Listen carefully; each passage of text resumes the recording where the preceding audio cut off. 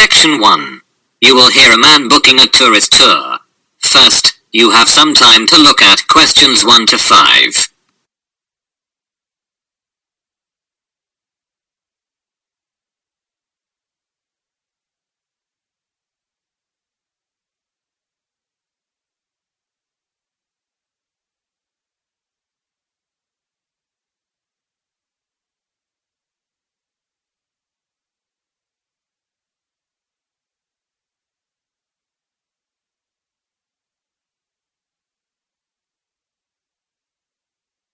You can see that there is an example that has been done for you.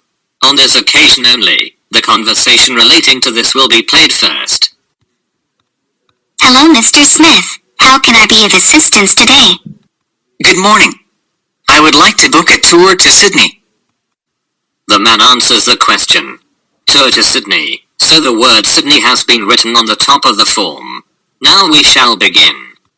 You should answer the questions as you listen, because you will not hear the recording a second time. Listen carefully, and answer questions 1 to 5.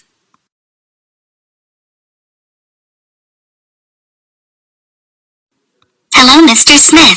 How can I be of assistance today? Good morning. I would like to book a tour to Sydney. I can help you with that. What would you like to see? As much of Sydney as possible. What are my choices? There are a number of choices. What type of tour would you like? A pedestrian tour or bus tour? I think I'll choose the bus tour. There's a hop-on hop-off bus tour that takes you around to the Harbour Bridge, the Opera House and the Queen Victoria Building. I think it's a good option. Is there a set timetable for the tour? No. The buses run in a loop around the city all day. And what hours do the buses operate? They run from 7 a.m. in the morning until 9 p.m. each night. That sounds nice. Yes. And the closest stop is just 20 meters out from here, at the front of the hotel.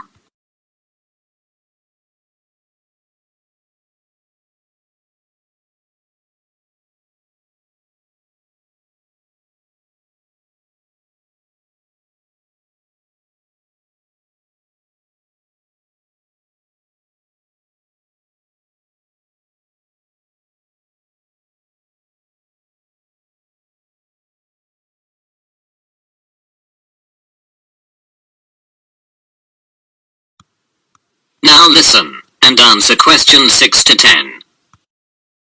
What ticket types do you have? We have 3 ticket types. The first one is called Minimal, and it is the cheapest tariff. It costs only $15 and you can use such ticket during 2 hours. Oh, I want to see as much of Sydney as possible. Do you have full-day tickets? Yes, sure. The next ticket type we have is Standard. It's the most popular type. This pass costs $30 and lasts all day. This sounds nice. We also have a premium ticket. You can buy it for $55. This pass lasts all day and includes free drinks and snacks during your trip. And you will be provided with an audio guide. I think I'll buy the premium ticket. Great!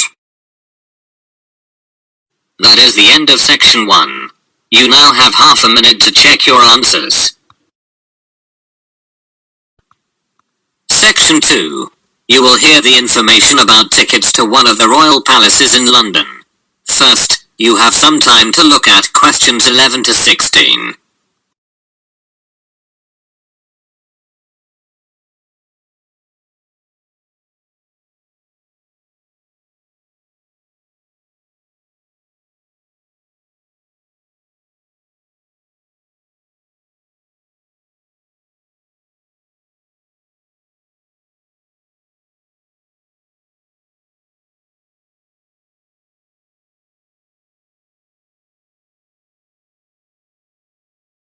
As you listen to the first part of the talk, answer questions 11 to 15.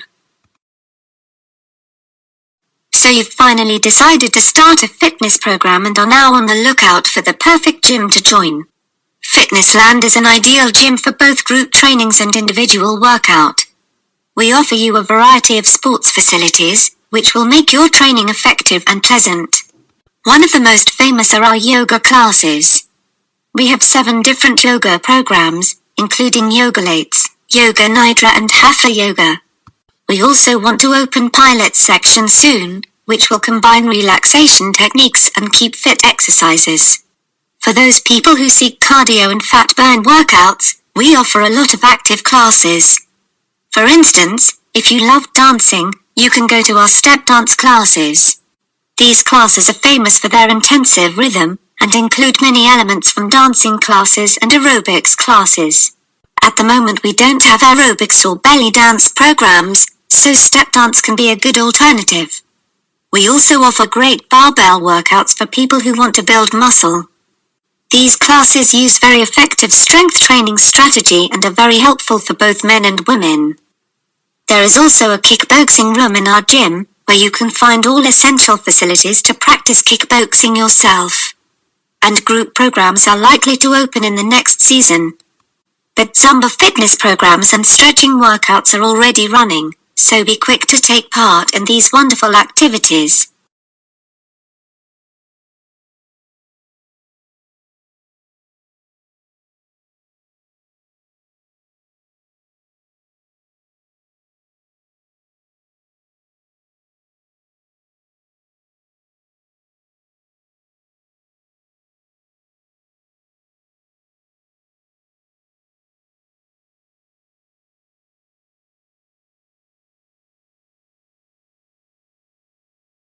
Now listen, and answer questions 16 to 20. And now I'd like to present you the timetable of fitness programs for the coming week. Monday is dedicated to muscle building activities. You'll begin the weekly program with a full body training split, meaning you'll train all major body parts in each workout. Such fitness classes are designed by famous bodybuilders and sport professionals who are passionate for training others. On Tuesday we offer a variety of fat loss activities. These are high-intensity classes that require a lot of physical effort, so we recommend to drink much water during such classes. We also have something called healthy body activities. These activities run on Wednesday. During these programs, you'll do keep fit exercises in a moderate rhythm, alternating upper body and lower body workouts. The next day come relaxation activities. These activities are developed for physical, mental and spiritual practice, and include different kinds of yoga and pilates. Friday is the last day of the week with group activities, in particular interval trainings. Such programs involve series of low to high intensity exercise workouts, interspersed with rest or relief periods. We hope that you'll find your ideal activities in this timetable. But don't forget that you can train individually any day of the week. That is the end of section 2. You now have half a minute to check your answers. Section 3. You will hear a scientific discussion about how people experience pain. First, you have some time to look at questions 21 to 25.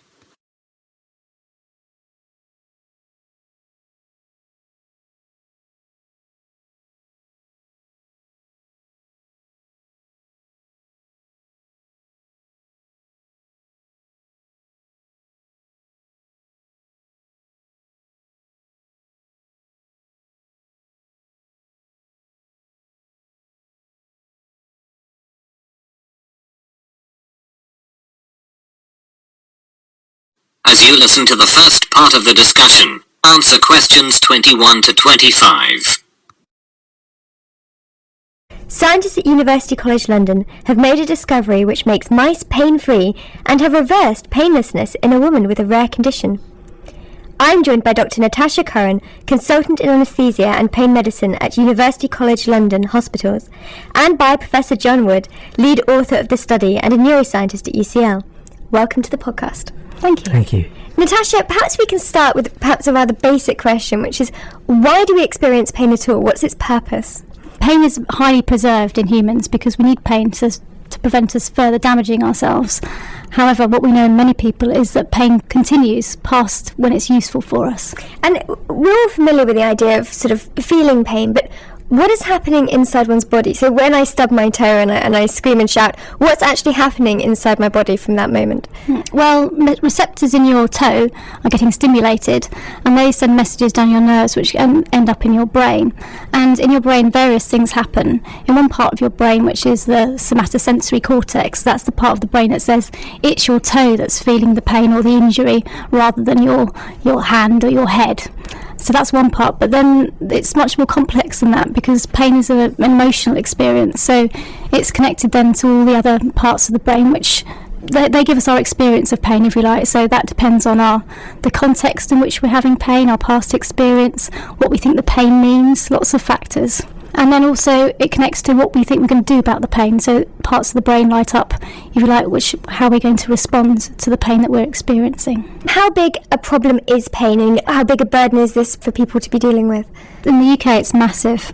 In 2011, the National Pain Audit reported that 31% of men and 37% of women live with persistent pain.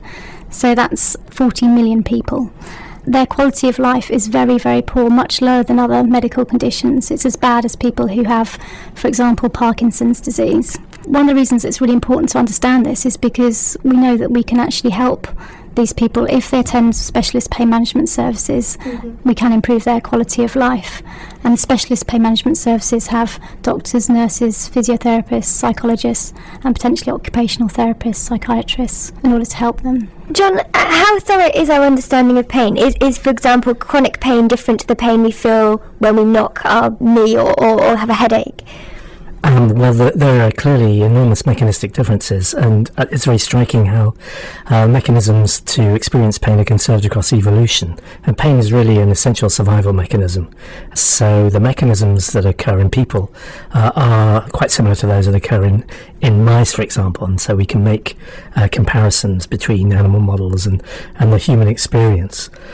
But we really know very little at all about how pain is experienced centrally. There are various parts of the brain that have been correlated with the experience of pain, but this is very, very weakly done.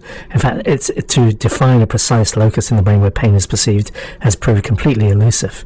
So the way we feel pain and the intensity of pain is regulated by all kinds of things like circadian rhythms, emotional state, and we don't have many insights into how this actually works. Why is consciousness linked so much with pain and pain with consciousness?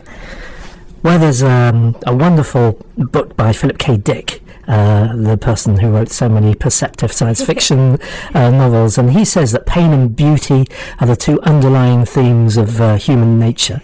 In fact, trying to understand where the brain perceives beauty is just as difficult as trying to understand where the pain is perceived in the brain.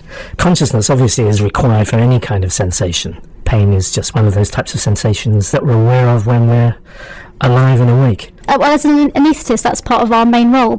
Surgery can't go ahead unless we have anaesthesia, because obviously in the modern world and in most parts of the world we want to be able to anaesthetise so that people don't experience the pain of surgery.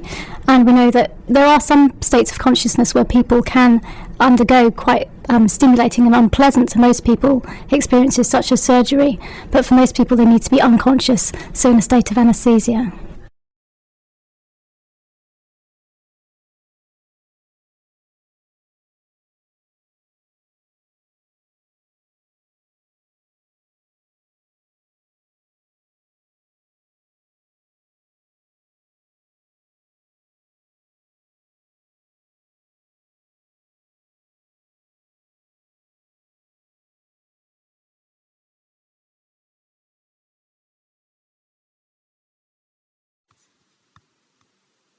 Now listen, and answer questions 26 to 30.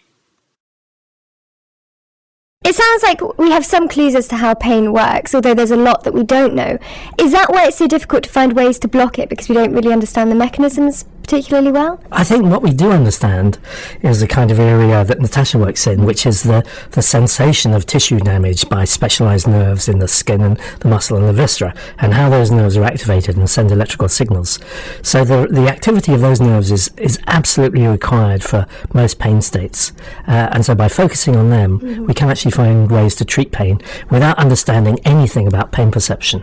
And so that's the focus of interest of most pain scientists. And that's where anaesthetists also so are working in terms of blocking the drive into the central nervous system. But pain perception itself is completely mysterious. A good example of this might be one I explain to my patients, which is a phantom limb pain. Listeners might have heard of this already. It's when people can have a painful limb once they've had an amputation. So a person may have had to have an amputation for a medical reason, such as the leg in this case, let's say, might become gangrenous. So that's done under anaesthesia as a surgical procedure. But after the operation and the wound's healed, then people who are unfortunate enough to get this phenomenon can then experience sensations in that leg which has been removed, and not just sensations, that if they've had pain there before, they can often experience pain. So even though the leg's not there, it's no longer physically present, the patient still feels that their leg's there and it can be painful. And of course that's very distressing, and it also gives us the notion that pain is not just in the nerves, the peripheral nerves, the ones in the leg. It's modulated in the brain. Yeah, if I can come in there. Yes. Pain has nothing to do with the peripheral nerves. Pain is in the brain. But there's a requirement for nervous input from the periphery in order to feel pain. In almost all states. There are situations where you can get pain after a stroke because you have lesions in your thalamus, and that's obviously some form of central pain syndrome. But almost all inflammatory pain states like rheumatoid arthritis or osteoarthritis or diabetic neuropathy, all these chronic pain states require the activity of peripheral nerves, and that's what we try to block without understanding the perception of the painful stimulus itself. So Natasha, it's an interesting point that John was saying about us needing stimulation of our nerves sort of throughout our body, our peripheral nerves. So what's happening in the case of phantom limb? Well, there's several theories, and there's probably not one overarching thing that's happening. We know that pain can create a memory of itself, just like any other experience that people have. You might have, heard some records on the radio recently about David Bowie, for example, and that takes you, listening to that record takes you back to a certain point. So listening to music can take you to a certain point in time, and some sort of stimulation, for example, movement in that limb, or something else, which is the peripheral, that John's talking about, that peripheral input, can cause a learnt sensation to be re-experienced. It's not that the person's actively trying to recall that painful experience, who would want that, but it's like anything that's learnt. The nervous system's really, really good at learning things. That's how we've learnt to do all the the great things that humans and people do in their lives. Unfortunately, it's almost like it can get switched on for some sensations, and then the person continues to feel that pain, even though there's no obvious mechanistic reason for them to continue to feel it. That is the end of section 3. You now have half a minute to check your answers. Section 4. You will hear a podcast about technology and mental health. First, you have some time to look at questions 31 to 40.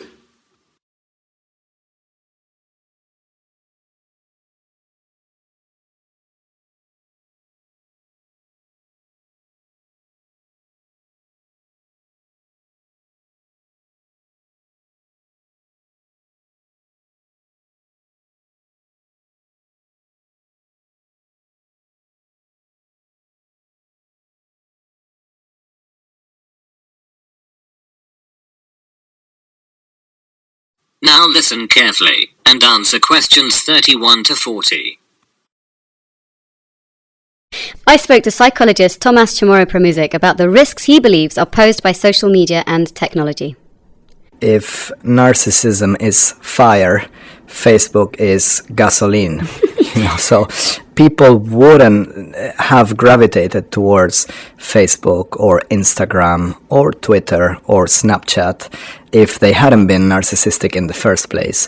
By which I mean, if they hadn't had this desire to broadcast their lives, to behave like celebrities and share personal information about themselves as if it's really interesting, and also seek positive feedback from others that reinforces their kind of self-concept and self-esteem and perhaps self-centered needs.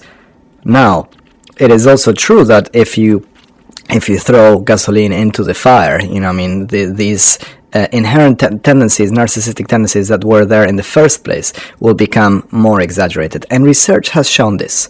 Research has shown, a very simple summary of the studies is that the more narcissistic you are, the more time you are likely to spend on these various social networks, but at the same time, the more time you spend on these social networks, the more narcissistic you become. So really it's a snowballing effect. Exactly. And the depression one is a different kind of phenomenon. It's the fact that a lot of people spend so much time following or snooping on others on social media, and they're unaware of the fact that the people that they are seeing there are not the real people they know. And because most people portray themselves in an unrealistically positive vein, and Facebook and other social networks encourage the suppression of negative emotions and reward the presentation or display of positive emotions, it makes people miserable and depressed to see others as so happy, because you compare yourself to others and you're like, why aren't I so successful, so good looking, or so, happy?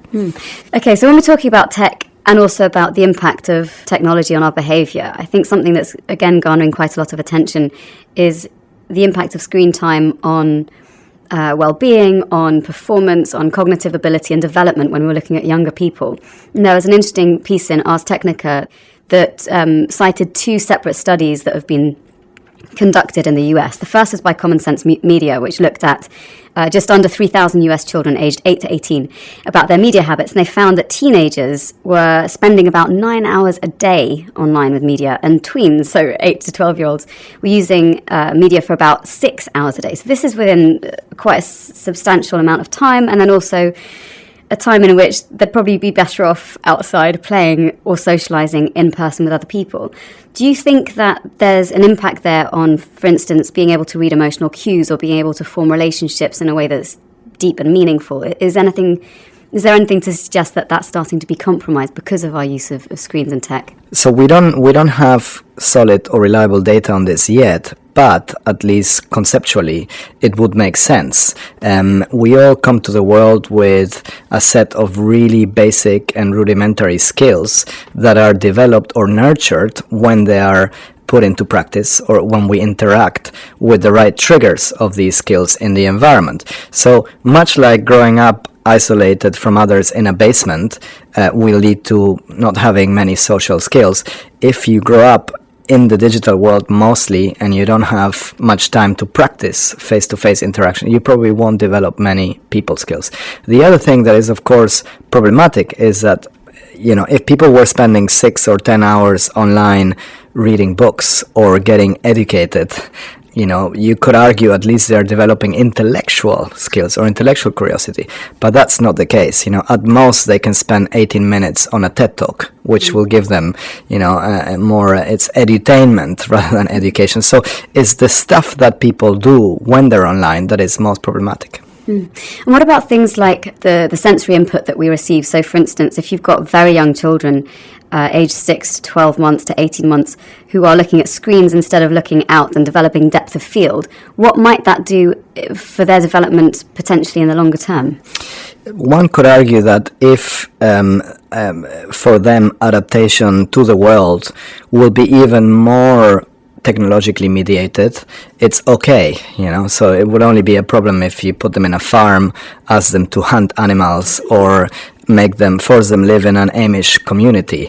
So, in that sense, the average 5-year-old today is better equipped to interact with much of the industrialized world than a 60-year-old or 70-year-old, because they can pick up any gadget and they know how it works.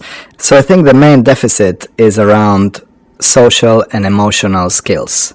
Connecting through people via technology is very different than having an effective face-to-face interaction. And so until this date, for example, we haven't worked out a way in which people can reproduce via technological means. The fact maybe we will, and maybe virtual reality can generate this in the future. But it's been pointed out many times that there are now more iPhones being sold every year, every day, not just every year, than people being born. And this difference between these two numbers keeps increasing. I think probably there is a causal relationship. The more time people spend on their smartphones or interacting with technology, the less time they have for physical interactions with others.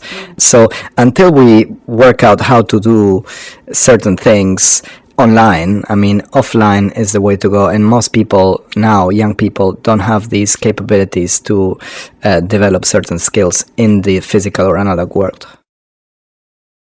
So we've heard how tech can have adverse effects on our mental state, but how is it being used in a positive way to help us? With us in the studio today to discuss, we have psychotherapist Dr. Gillian Isaacs-Russell, author of new book, Screen Relations, The Limits of Computer-Mediated Psychoanalysis and Psychotherapy. We also have Dr. Richard Dobson, who's head of the bioinformatics at the NIHR Biomedical Research Centre for Mental Health, and the tech team's own Hannah Jane Parkinson. Welcome, everybody. So, Gillian, may I start with you? So you're a practicing psychotherapist. How do you find that tech has affected your profession? So maybe with the advent of remote online therapy, should we start there? Yes. Well, I actually have done quite a bit of technologically mediated treatment, partly because I moved from the UK in 2008 to a remote area in the Black Hills of South Dakota, but wanted to keep practicing. And so I attempted to use a platform like Skype in order to see patients, and thought that it was going to really help me to avoid any of the pitfalls of space, distance, time. I could just be anywhere, anytime. And what I discovered, and what led to my research and this book, was that there are some very distinct differences between working on the screen and working co-presently in the room. So we're all familiar with this idea of traditional Jungian psychoanalysis of lying back in a room on a couch and having our dreams interpreted and being in relationship present with the psychotherapist. But that's not the kind of therapy that we're talking about when we're talking about screen-mediated therapy. What have you seen in terms of the change and possibly the use of CBT with screen-mediated technology, and why is it suitable for online use? I think that the therapies like CBT or positive psychology, self-help, could be very appropriate for online use because they are didactic. They aren't based in a relationship. And the kind of talking therapies that you were referring to earlier are actually very strongly anchored in having a relationship. So if you're actually giving instructions to someone, if you are teaching them something, then of course it can be communicated through a screen. But if you are actually having to pay attention to the implicit, nonverbal part of the relationship, which we must do, then it doesn't come across in the same way. 60% of our communication is nonverbal and implicit. And actually, informatics researchers themselves, that is, specialists in information via technology, are talking about the fact that these kinds of implicit communications can't be carried over a screen at the moment, two-dimensionally.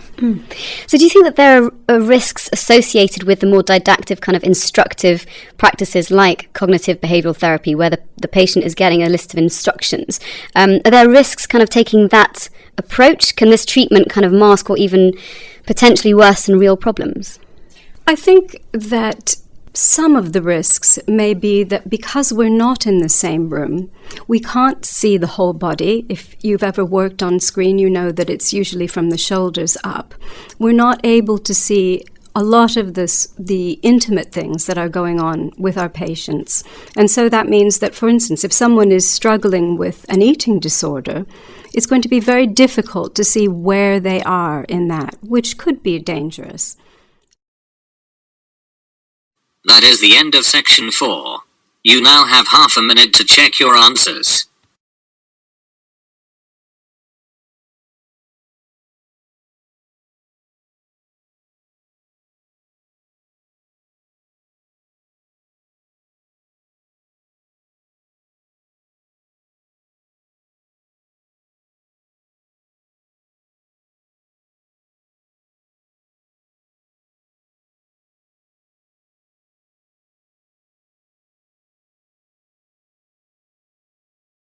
You will now have 10 minutes to transfer your answers to the listening answer sheet.